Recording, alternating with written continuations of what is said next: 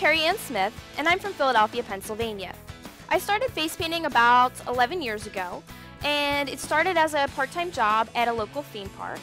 I was just doing it as a favor for my friend, and little did I know, it turned out to be my career. I started while I was in college, so I was studying to be an art educator, and I finished up with that, graduated, and then next thing you know, I couldn't really find a job. I really wasn't happy with what I was doing because I was substitute teaching at the time, and while I was subbing, I started my company, About Face 2. And when I started there, I just really fell into it, and next thing you knew, it was my full-time job, and that's what I was doing every day. What I really love about my job is being able to have flexibility and creativity on the job, but most of all, there's something really cool about being like the star of the show.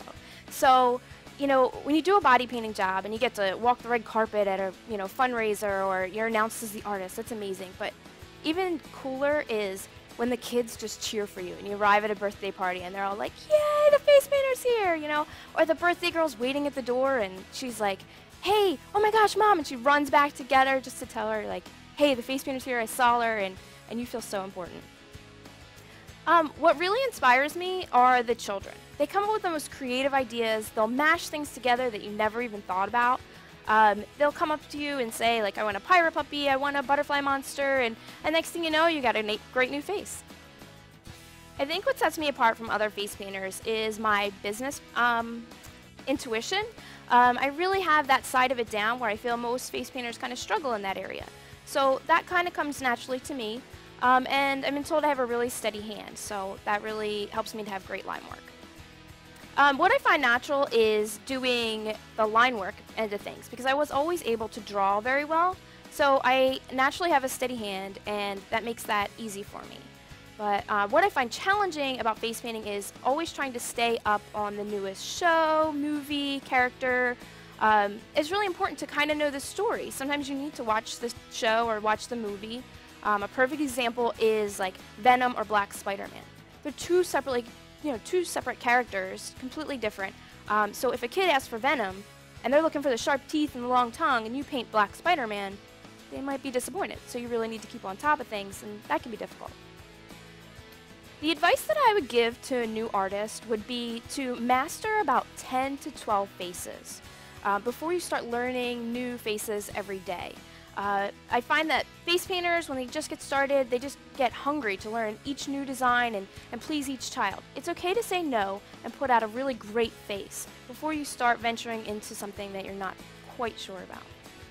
I'm always working on skills, but the one that I'm working on the most recently is I'm working on my marketing and sales pitch. I found that's extremely important, and I really want to find the talkable difference between my company and the other companies in the community. I really want a wow factor and something that everyone's going to tell their friends and be able to refer me with. So we're working on that for the next year. My most memorable gig is definitely the 2008 World Series. The Phillies beat the Tampa Bay Rays, and it was the time where Philadelphia came out of the longest drought in sports history.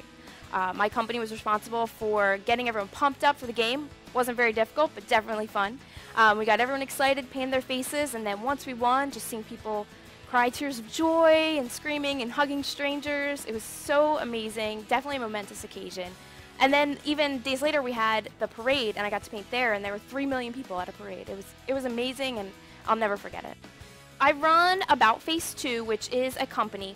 We subcontract about 4 or 5 main painters that work for us regularly, and then also we have additional painters that will call on from time to time, probably about up to 20 people. We have certain gigs that will call just for the regular one person out for a birthday party, and then we have sporting events that call for up to 12 painters. We've had events that have asked for up to 20. Can we figure that out?